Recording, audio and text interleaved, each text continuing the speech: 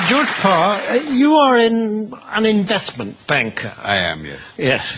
And as such, you have your fingers right on the pulse of the financial market. Yeah, very much so, yes. And during the summer, there's been a great deal of turbulence and volatility in the markets. Yes, tremendous. Yes, tremendous. Yes. And what has caused that? Well, you have to remember two things about the markets. One is that they are made up of very sharp and sophisticated people who, these are the greatest brains in the world. And the second thing you have to remember is that the financial markets, to use the common phrase, are driven by sentiment. What does that mean?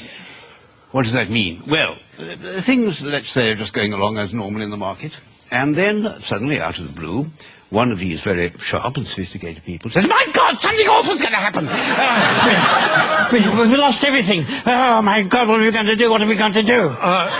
Shall I jump out of the window? Shall I jump out of the window? Exactly, let's all jump out of the window. Sell! We've lost it. Sell! Yes. Precisely. Yes. And then a few days later, this same sophisticated person says, I think things are going rather well. And everybody says, I agree with you. I think we're rich. We're rich. Yes. We're rich. Yes. Bye. Yes. Yes. And that's what we call market sentiment. Yes. Surely we are exaggerating just a bit, aren't we? I don't know. I mean, in August, in the middle of August this year, when the market absolutely plunged in London, a well-known city firm, State Street Global Markets, issued a statement in which it said, and I quote, "Market participants don't know whether to buy on the rumour and sell on the news, do the opposite, do both, or do neither, depending on which way the wind is blowing," unquote. Yes, and this is the kind of rigorous analysis that companies will pay huge salaries for. Yes, exactly. And a few days later, when the market had gone up a little bit, the senior equities advisor on ABM Ambrose Morgan said, and I quote, "We're back to happy days again." Well, no price is too high for that kind of mature wisdom, certainly. Is it? This sort of people are paid millions of pounds in bonuses. Yes, of course. During this summer, there have been actual causes behind the volatility in the markets, haven't there? I mean, specifically and especially in America, granting vast numbers of mortgages to people who can't afford them on properties which are diminishing in value. It's the so-called subprime situation, yes. The subprime market. Yes. How does that work, in fact? Well, imagine, if you can, say, an unemployed black man sitting on a crumbling porch somewhere in Alabama in his string vest, and a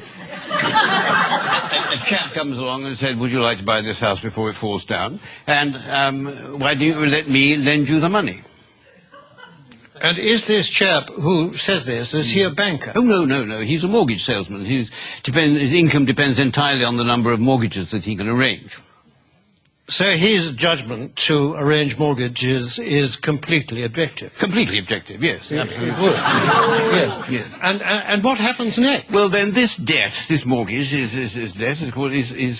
taken, bought by a bank and packaged together on Wall Street with a lot of other similar debts. Without going into much detail about what is actually... Without going into any detail, no, it's far too boring. And so this is put into a package of debt, and then it's moved on to Wall Street, and it's extraordinary what happens then, that somehow this package of dodgy debts stops being a package of dodgy debts and starts being what we call a structured investment vehicle.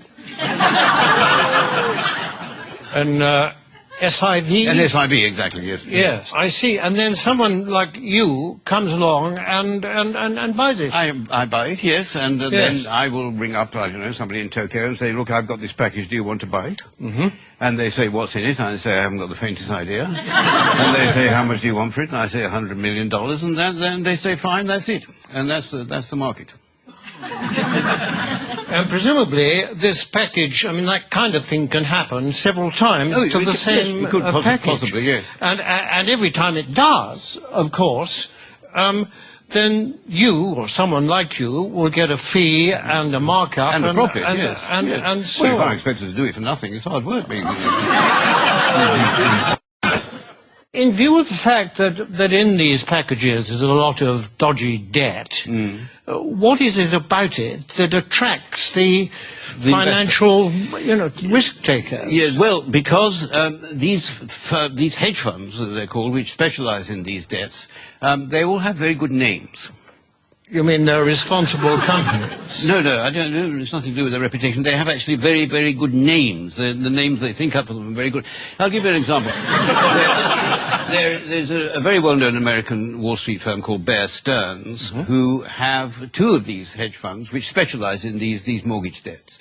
And they lost so much money, lost so much of its value, that Bear Stearns announced that they would have to put in $3.2 billion into one of the funds to try and keep it afloat. $3.2 billion? $3.2 billion, yes. And even then they said the investors couldn't get any money out of it and they were going to let the other fund go. But one of these funds was called the High Grade Structured Credit Strategies Fund, and the other was called the High Grade Structured Credit Enhanced Leverage Fund. Well, that sounds very good. That's good, isn't it? It sounds very trustworthy. Actually, this is the magic of the market. What started off as lending a few $1,000s to an unemployed black man in a string vest has become a high-grade structured credit enhanced leverage fund. I like the sound of it. It is good. It sounds very trustworthy. I mean, it's got good words in it. It's got words like high. High is good. High is good. Yes. Better than low, anyway, isn't it? Yes, absolutely. And structured is another good word. Very good. Enhanced is... I love enhanced. Enhanced is very good. I mean, I'd buy anything if it said enhanced. Absolutely, yes. Yes. It might have been different if it said the unemployed black man in the string vest fund, but yes, because then alarm bells might start to ring. But despite these very plausible names, surely the reality is that the people that lent all this money have been incredibly stupid. Oh, no. The reality is that what was stupid is, at some point, somebody asked how much money these houses were actually worth. I mean, if they hadn't bothered to ask that question, then everything would have gone on as perfectly normal. But unfortunately, they did. I see, but now, you see, people are saying the crisis is likely to turn into financial meltdown. I mean, can that be avoided? It can be avoided, provided that governments and central banks give us, the financial speculators, back the money that we've lost.